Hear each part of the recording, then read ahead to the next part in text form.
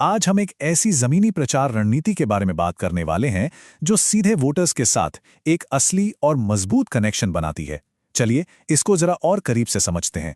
देखिए, ये सिर्फ एक कहने की बात नहीं है। ये एक पूरा फलसफा है जो सियासत करने का तरीका ही बदल सकता है। ये उस आम सोच को तोड़ता है जिसमें नेता सिर्फ चुनाव के वक्त ही दिखाई देते हैं। तो ये 3 विजिट रूल आखिर है क्या? देखिए, ये सिर्फ वोट मांगने का तरीका नहीं है। ये तो एक पूरा साइंस है, एक रिश्ता बनाने का, और वो भी 3 मुलाकातों में। और हाँ, इसे बहुत डिसिप्लिन के साथ फॉलो किया जाता है। आज के डिजिटल जमाने में क्या किसी से जाके मिलना सच में कोई फर्क डाल सकता है, खासकर बिहार के गांव जैसे इलाकों में? इसका जवाब है जी हां, बिल्कुल डाल सकता है। वहां किसी भी डिजिटल कैंपेन से ज्यादा वजन एक कैंडिडेट का वोटर के दरवाजे पर खड़े होने का होता है। अब जरा इस नंबर को देखिए, 1300। ये कोई छोटा मोटा आंकड़ा नहीं है। एक पंचायत के 1300 घरों तक पहुंचना, सोचिए जरा, ये कितना बड़ा काम होगा और इसके लिए किस लेवल के कमिटमेंट की जरूरत पड़ी होगी। और हाँ, ये कोई 2-4 हफ्तों का कैंपेन नहीं था। ये चला पूरे 18 महीने। कड़कड़ाती ठंड से लेकर झुलसाने वाली गर्मी और फिर मूसलाधार बारिश तक, हर मौसम में एक मुलाकात, और हर मुलाकात रिश्ते को और भी पक्का करती गई। अब बात करते हैं पहली विजिट की, जो सबसे लंबी भी थी। और मजे की बात यह है कि इसका मकसद आम चुनाव प्रचार से बिल्कुल उल्टा था। यहां कैंडिडेट बोलने नहीं बल्कि सुनने के लिए जाता था।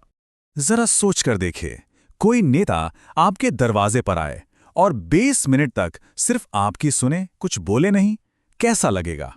यही तो इस पहली विजिट का कमाल था। विकास कार्ड का इस्तेमाल करके परिवार की दिक्कतों और जरूरतों को समझा जाता था, और सबसे जरूरी, कैंडिडेट जमीन पर बैठकर अपनापन दिखाता था। तो ठीक है, पहली मुलाकात तो हो गई। अब आते हैं दूसरी और तीसरी विजिट पर और देखते हैं कि जो नींव पहली मुलाकात में रखी गई थी, उस पर एक मजबूत इमारत कैसे खड़ी की गई। इन विजिट्स का मकसद था उस भरोसे को और पक्का करना। ये जो फर्क है ना, ये बहुत साफ है। पहली विजिट में कैंडिडेट एक मेहमान की तरह आता है, जानकारी लेता है, लेकिन दूसरी और तीसरी विजिट तक वो एक जाना पहचाना चेहरा बन जाता है। और बस यहीं पर एक राजनीतिक बातचीत एक पर्सनल रिश्ते में बदल जाती है।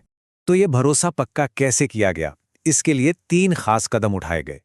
पहला, बच्चों के नाम याद रखना। छोटी सी बात है, पर असर बहुत बड़ा होता है। दूसरा, एक स्टिकर कैलेंडर देना, ताकि कैंडिडेट का चेहरा और चुनाव चिन्ह रोज नजरों के सामने रहे।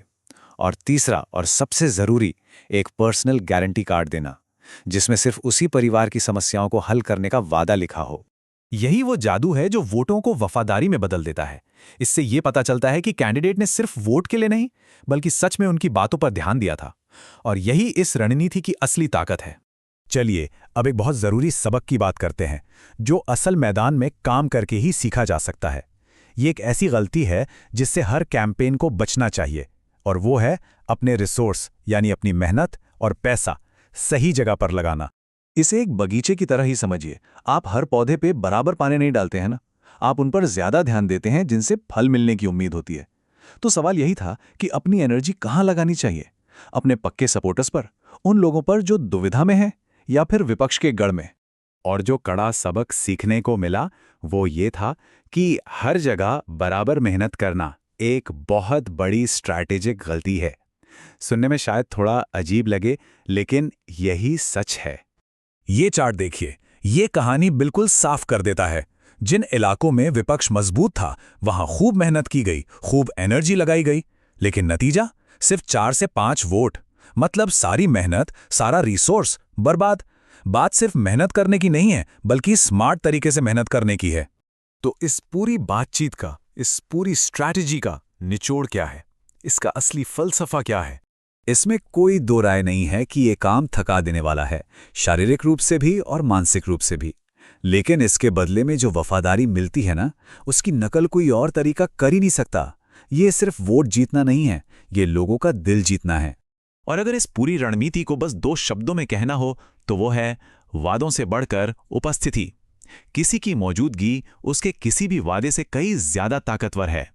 और आखिर में बस एक सवाल, आज के इस डिजिटल शोर शराबे वाले दौर में क्या जमीन पर उतरकर लोगों से सीधे जुड़ना ही सबसे बड़ा पॉलिटिकल फायदा बन गया है? हो सकता है कि सियासत का भविष्य उसके अतीत के तरीकों में ही छिपा हो।